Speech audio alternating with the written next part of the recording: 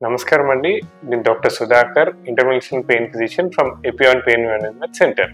So ఒక 35-40 years తర్వాత మోకాళ్ళ అరుగుదల ఆర్ ఆస్టియోఆర్థరైటిస్ చాలా కామన్గా చూస్తుంటాం. సో ఈ మోకాళ్ళ అరుగుదల ఆస్టియోఆర్థరైటిస్ వల్ల మోకాళ్ళ నొప్పులు రావడం వల్ల స్లోగా యాక్టివిటీస్ అన్ని దెబ్బతింటాము. ఇవన్నీ అసలు ఎలా ప్రివెంట్ చేసుకోవచ్చు? ఏమైనా ప్రివెంట్ చేసుకునే ఆప్షన్ ఉంటుందా? Yes, aging is a degenerative condition. So ఒక 35-40 ఇయర్స్ తర్వాత కొన్ని లైఫ్ స్టైల్ మోడిఫికేషన్స్ చేసుకోవాలి. First weight management. సో మనం వెయిట్ మన హైట్కి తగ్గట్టు క్యాలిక్యులేట్ చేసుకొని వెయిట్ మెయింటైన్ చేసుకోవడం.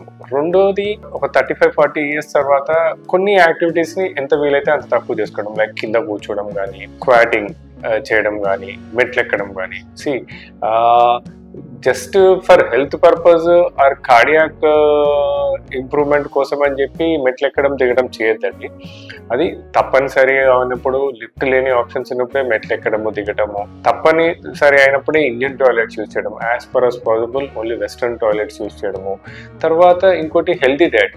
సో ఇన్ఫ్లమేటరీ ఫుడ్ తక్కువ చేసుకొని హెల్తీ డైట్ ఇంప్రూవ్ చేసుకోవడం. తర్వాత బోన్ హెల్త్ మెయింటైన్ చేసుకోవడం. అంటే బోన్ హెల్త్ మెయింటైన్ చేసుకోవడానికి వైటమిన్ D3 సప్లిమెంట్స్ వేసుకోవడం కానీ, కాల్షియం సప్లిమెంట్స్ వేసుకోవడం. తర్వాత ఇన్ఫ్లమేటరీ ఫుడ్ తగ్గించి omega-3 ఫ్యాటీ యాసిడ్స్ ఎక్కువ తీసుకోవడం. సో దట్ జాయింట్ ఇన్ఫ్లమేషన్ తగ్గుతుంది. తర్వాత ఫైనలీ ఏంటంటే నీ జాయింట్ హెల్త్ కోసం అని చెప్పేసి తగ్గ ఎక్సర్సైజెస్, అంటే క్వాడ్రిసెప్స్ స్ట్రెంథనింగ్ ఎక్సర్సైజ్. మన నీస్కి సపోర్ట్ వచ్చేది క్వాడ్రిసెప్స్ అండ్ హ్యామ్స్ట్రింగ్ నుంచి. సో ఆ మజిల్స్ వీక్ అవ్వకుండా దానికి ఫోకస్డ్గా ఎక్సర్సైజ్ చేసుకోవడము.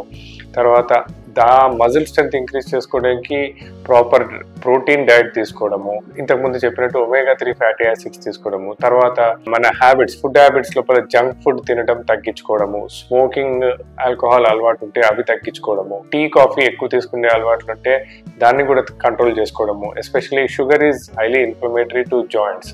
సో షుగర్ కంటెంట్ని తగ్గించుకోవడము. ఇలా డయటరీ లైఫ్ స్టైల్ చేంజెస్తో పాటు రెగ్యులర్గా మనం చేసే పనులలో చేంజెస్ కోసం, ఎస్పెషలీ సెడెంటరీ లైఫ్ స్టైల్ అంటే సిస్టమ్ మీద పనిచేసే వాళ్ళకి ఏం చెప్తామంటే ఎవ్రీ 20 to 30 minutesకి ఒకసారి లేచి ఒక 2-3 steps వేసుకొని కూర్చోవడము. తర్వాత లాంగ్ స్టాండింగ్ చేసే వాళ్ళని కూడా రివర్స్ అంత కంటిన్యూస్గా 1/2 hour 45 minutes నిలబడి చేసే పనులు ఉంటే ఎవ్రీ 20 minutes to 1/2 hourకి వీలైతే ఒకసారి కూర్చోవడము. సో ఇలా కంటిన్యూస్గా నిలబడటం కానీ, కంటిన్యూస్గా కూర్చోవడం కానీ, ఇవన్నీ కూడా నీ జాయింట్కి ఎఫెక్ట్ పడుతుంది. ఫైనల్లీ ఇంకోటి ఏంటంటే మనం కూర్చున్నప్పుడు ఎప్పుడు కూడా మన knee joint should be below hip joint. So ఆ కూర్చుండే పద్ధతి ఎలా ఉంటుందంటే, హిప్ జాయింట్ కనుక నీ జాయింట్ కనుక కిందికి వెళ్ళిందంటే అది మనం లేచేటప్పుడు నీ జాయింట్స్ మీద స్ట్రెయిన్ ఎక్కువ పడుతుంది. సో ఇలా కొన్ని లైఫ్ స్టైల్ మోడిఫికేషన్స్ చేసుకొని, ఫుడ్ హ్యాబిట్స్ మోడిఫై చేసుకొని, బోన్ హెల్త్ మెయింటైన్ చేసుకొని, మజిల్ స్ట్రెంత్ మెయింటైన్ చేసుకున్నట్టయితే మన ఈ అరుగుదల డీజనరేషన్ అనేది స్లోగా అవుతుంది.